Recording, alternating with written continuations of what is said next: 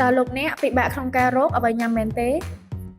យើងសូមណែនាំមុខម្ហូបមួយគឺបាយឆាគឹមឈីមូលជាមួយសារាយគ្រឿងផ្សំគោលសំខាន់ៗ3គឺ Bingo kimchi Bingo ham Bando slice seaweed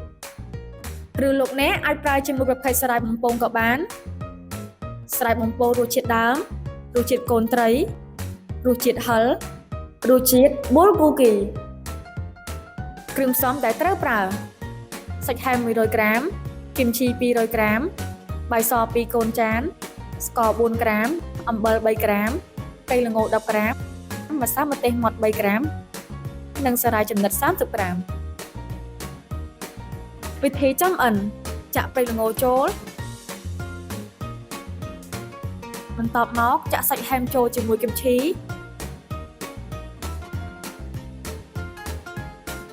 ចាក់ម្សៅម្ទេសចាក់ស្ករនិងអំបិលចូលបន្ទាប់មកចាក់បាយចូលច្របល់ឲ្យសព្វ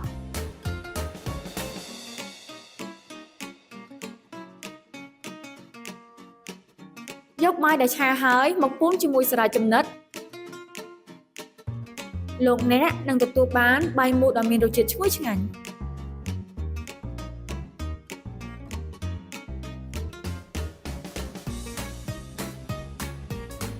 លោកអ្នកអាចរកទិញគ្រឿងផ្សំទាំងនេះបាននៅតាមបណ្ដាផ្សារទំនើប Aeon Mall, Makro,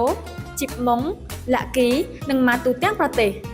ឬទំនាក់ទំនងទិញតាមរយៈលេខទូរស័ព្ទ086 80 10 10